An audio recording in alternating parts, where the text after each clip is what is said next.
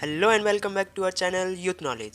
सो guys, आज अपन यहाँ पर पढ़ेंगे कि रूस यूक्रेन वॉर क्या है और इस वॉर ने इतनी बड़ी इमेज कैसे क्रिएट की कि थर्ड वर्ल्ड वॉर जैसी कंडीशन बनी। और सिर्फ ये दो कंट्रीज़ के कारण ही ऐसा क्या हुआ जिससे अमेरिका ने थर्ड वर्ल्ड वॉर जैसी कंडीशन को बता दिया। और गाइस, जैसे कि अपन जानते भी हैं कि ये कितने सालों से चलता आ रहा है रूस और यूक्रेन के वॉर का।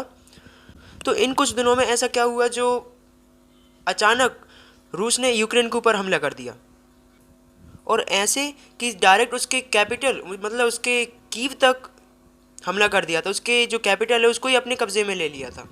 उसको चारों तरफ से घेर के पूरी तरह से तबाह करने का उसका पूरा प्लान था। तो ऑब्वियसली रूस हर चीज़ में यूक्रेन से बड़ा है, लाइक जीडीपी में बहुत बड़ा है, एरिया में बहुत बड़ा है, हर चीज़ में रूस यूक्रेन से बड़ा है। रूस ने यूक्रेन में इतनी तबाही मचा दी थी कि वहाँ पर हर चीज़ में बहुत नुकसान हो रहा था। और हो भी क्यों ना, रूस इतनी बड़ी चीज़ है, इतनी बड़ा कंट्री है वहाँ पर, और यूक्रेन तो बस छोटा सा है, तो उसको तो वो कैसे भी मार सकता है कहीं भी और कभी भी मार सकता है उसको। तो उसका छोटा सा एग्जाम्पल हमने यहाँ पर देखा कि वहाँ पे की पर हमला कर दिया था। उसकी जितनी बॉर्डर लाइंस थी सब पर उसने कब्जा कर लिया था। और ऐसा ही नहीं, सिर्फ 2 या 3 दिन के भीतर उसकी सारी बॉर्डर्स को मिटा दिया।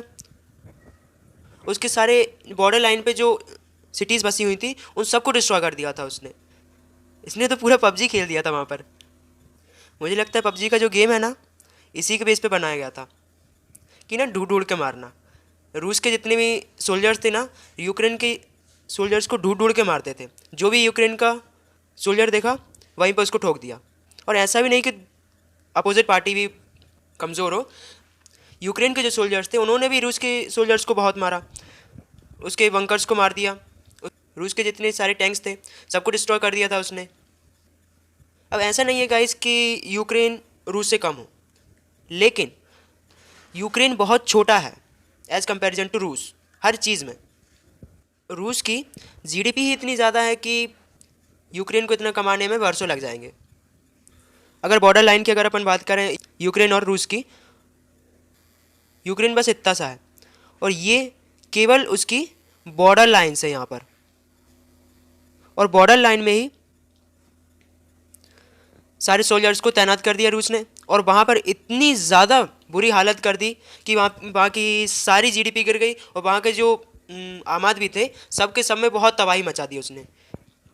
उसने एक भी रास्ता नहीं छोड़ा यूक्रेन को डिस्ट्रॉय करने में। उसने अपने एयरफोर्स को कमांड दी, उसने लैंड्स पे तो कब्जा कर ही लिया था, और साथ ही रूस ने तो भाई पूरा प्लान बना लिया था यूक्रेन को डिस्ट्रॉय करने का। और साथ ही उसने ये भी स्टार्ट कर दिया कि यूक्रेन ने उसके सोल्जर्स को क्या मार दिया, तो उसने सारे वॉल में फैला दिया कि यूक्रेन ने पहले उस पर हमला किया है। तो बस फिर क्या था, फिर सारे कंट्रीज़ ने इंटरेस्ट लेना स्टार्ट कर दिया, क्योंकि नाटो में इतनी सारी कंट्रीज़ हैं कि वो अकेले ही पूरे रूस को ख़त्म कर सकते हैं। लेकिन रूस भी इतना बड़ा है कि वो पूरे नाटो से टक्कर ले सकता है। और यूक्रेन भी कितना छोटा है, उसको भी देख के टक्कर लेनी चाहिए थी रशिया जैसी कंट्रीज़ से, कि जिसके अंदर पहले सोवियत संघ में अगर देखें तो कितनी सारी कंट्रीज़ थी उसके अंदर। बस 1991 में अगर टूट कर कुछ कंट्रीज अगर अलग हो गई हैं तो ये थोड़ी ना है कि उसकी पावर ख़त्म हो गई। वो अभी भी पूरी दुनिया में सबसे एक बड़ी जीडीपी रखता है, एक बड़ी इकोनॉमी है उसकी। और ऐसा भी नहीं, बड़ी बड़ी टेक्नोलॉजी उसके पास, और सारे देशों को प्रोवाइड कराता है। तो ऐसी कंट्रीज से टक्कर लेना थोड़ा बहुत भारी पड़ सकता है। तो गाइज, अब अपन यहाँ पर देखेंगे कि दोनों कंट्रीज़ की आखिर पावर क्या है। दोनों के पास ऐसी कौन सी चीज़ें हैं जिससे ऐसी कंडीशंस बना दी जिससे थर्ड वर्ल्ड वॉर जैसी ही सिचुएशन बने। इन दोनों के पास आखिर इतनी पावर्स कहाँ से आई। और तो फ्रेंड्स, सबसे पहले अपन जानते हैं रूस के बारे में। रूस की कैपिटल है मॉस्को। वहाँ पे रशियन लैंग्वेज बोली जाती है, और वहाँ के प्रेसिडेंट जो आपको पीछे दिखाई दे रहे हैं वो है व्लादिमीर पुतिन। यही है सबसे पावरफुल प्रेसिडेंट। और वहाँ की पॉपुलेशन है ओनली 14 करोड़। इंडिया आज सेकंड नंबर पर है पूरी दुनिया में पॉपुलेशन में। तो क्या भाई सब के सब फुर्सत में बैठे हैं क्या? और वहाँ की पॉपुलेशन सिर्फ 14 करोड़। यहाँ की आधे से ही बहुत ज़्यादा कम है, लेकिन फिर भी वहाँ पे टेक्नोलॉजीज इतनी ज़्यादा है। And we know population is so important to grow of any other country and to the power. But यार पावर तो इंडिया के पास भी है, लेकिन इतनी ज़्यादा। बट एक तरह से ये भी सही है। अगर जिस तरह से अपन अगर पाकिस्तान को अगर धमकी भी दें तो बस यही कहेंगे कि अगर हमारे यहाँ की 2 स्टेट्स ने अगर सुबह सुबह उठ के 1 नंबर पाकिस्तान की बॉर्डर पे कर दिया तो पाकिस्तान में वैसे ही बाढ़ आ जाएगी। This is too good. So let's come on the point. रूस की जो जीडीपी है, वहाँ पे जो इकोनॉमी है, वहाँ पे 4 ट्रिलियन से भी ज़्यादा है। ओके, और वहाँ पे जो करेंसी है वो रब है। यहाँ पे जैसे रुपए चलते हैं, वहाँ पे रब चलती है, RUB। और वहाँ का जो क्षेत्रफल है, एरिया है, वो है कितना, 17 लाख किलोमीटर के समथिंग। और ये ईस्टर्न साइड में ज़्यादा फैला हुआ है। ओके,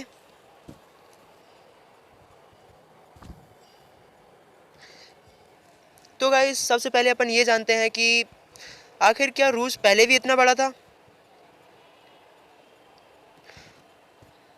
और क्या उसके पास इतनी पावर थी, और अगर थी तो वो कहाँ से आई? अचानक किसी देश के पास प्रकट तो हो नहीं जाती, क्योंकि हर एक देश को स्ट्रगल करना पड़ता है और हर एक देश को पूरी दुनिया में एक अलग इमेज बनानी पड़ती है, and that will be depend on that country. Okay, so guys अपन यहाँ पर आप देखते हैं कि सोवियत संघ क्या है। इसका दूसरा नाम है USSR, मतलब union of Soviet socialist Republic. Soviet संघ की शुरुआत गाइस 1922 में हुई थी, और एक्चुअली सोवियत संघ की शुरुआत 1917 से हो चुकी थी। इसके पहले लीडर लेनिन थे, इन्होंने ही सबसे पहले सोवियत संघ की शुरुआत की थी। और इस सोवियत संघ में पहले 69 कंट्रीज आती थी, जब तक कि 1991 में टूटा नहीं गया था। उससे पहले इसमें 69 कंट्रीज आती थी, और डिवाइड होने के बाद इसमें से 15 कंट्रीज अलग हो चुके थे, जिसमें यूक्रेन था, रूस था, जॉर्जिया था, कजाकिस्तान था, बेलारूस था, और ऐसी बहुत सारी कंट्रीज़ थी जो अलग हो चुकी थी, और उन्होंने अपना खुद का फ्रीडम ले लिया था। अब वो आज़ाद हो चुके थे। आज़ाद ऐसा नहीं कि उनको पहले बंदी बना के रखा जाता था, ऐसा नहीं, कि मतलब वहाँ की जो आम जनता रहती थी उसको सोवियत संघ द्वारा बनाए गए सारे नियमों का पालन करना पड़ता था। अब 69 कंट्रीज़ का पूरा एक संघ है, सबका एक लीडर है, और वो जो चाहेगा वही होगा। और 1922 में लेनिन की गोरकी में तबीयत खराब होने की वजह से इनकी डेथ हो गई, और उसी के साथ स्टालिन वहाँ के लीडर बन चुके थे।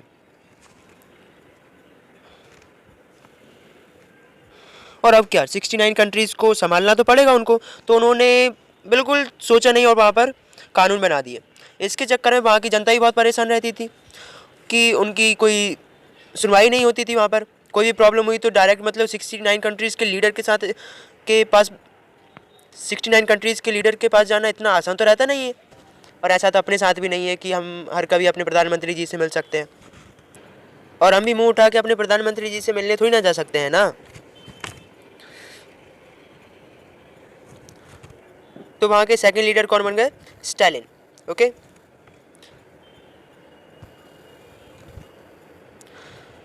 तो अब देखते हैं गाइस कि आखिर सोवियत मतलब USSR जो था वो आखिर में कितना बड़ा था, और वहाँ पे ऐसी कौन कौन सी कंट्रीज आती थी। ये जो रेड एरियाज जो आप देख रहे हैं, ये पूरा USSR था।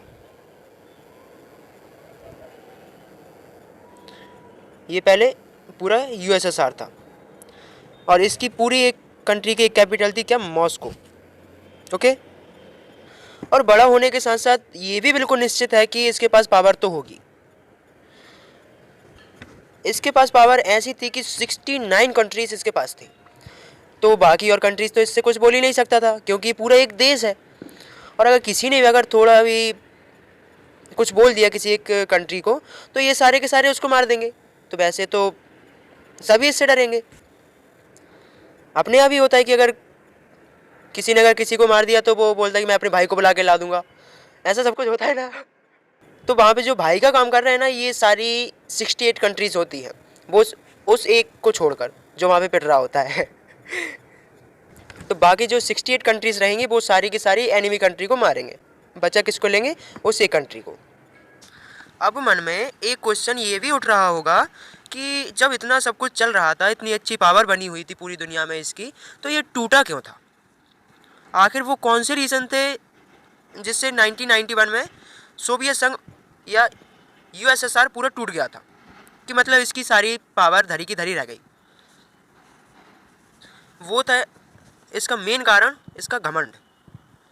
घमंड कैसा कि 1992 से 1991 तक इसकी जो पॉलिसीज़ थी वो चेंज नहीं हुई, कि मतलब सारे कंट्रीज़ की जो आम जनता रहती थी वो उन्हीं रूल्स को फॉलो करेंगे जो उन्होंने पहले बना दिए हैं, जो बिल्कुल मानने लायक बिल्कुल भी नहीं थे।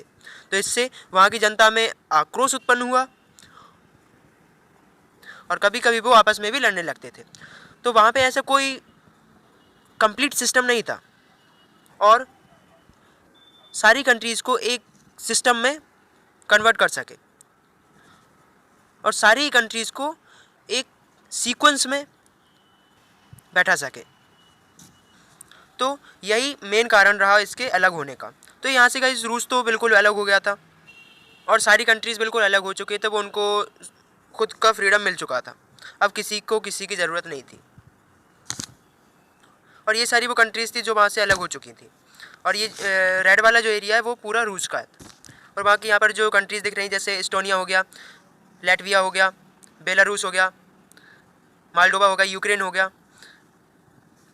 ये सब यूएसएसआर से अलग हो चुके थे, इनको खुद का फ्रीडम मिल चुका था। अब यहाँ पर अपन ये भी देखते हैं कि गाइस कि यूक्रेन रूस के बॉर्डर पर है। अब जब अलग हो चुके हैं तो मतलब ये इनको एक दूसरे से कोई कनेक्शन नहीं है। कनेक्शन कैसा होगा?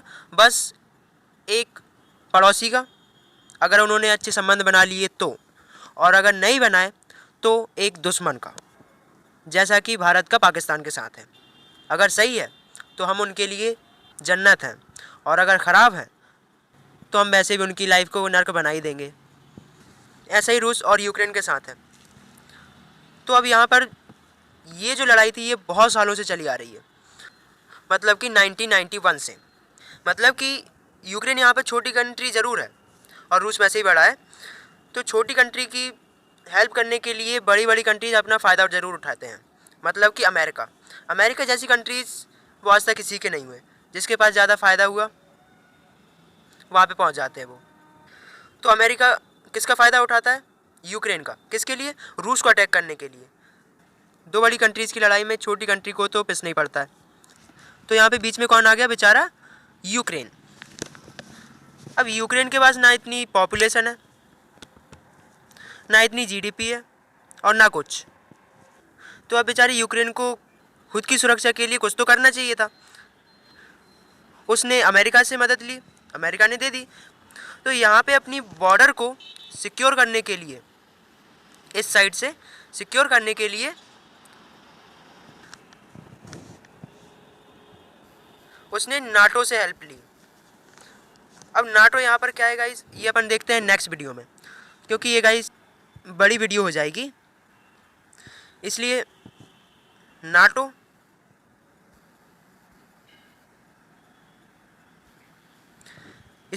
क्या है ये अपन नेक्स्ट वीडियो में देखते हैं। और नाटो ने यूक्रेन की कैसे हेल्प की ये सब कुछ जानते हैं अपन नेक्स्ट वीडियो में। और अगर आपको ये वीडियो अच्छी लगी हो तो subscribe this channel and share to everyone which want to know about the war. Okay, so see you on next video. Thank you.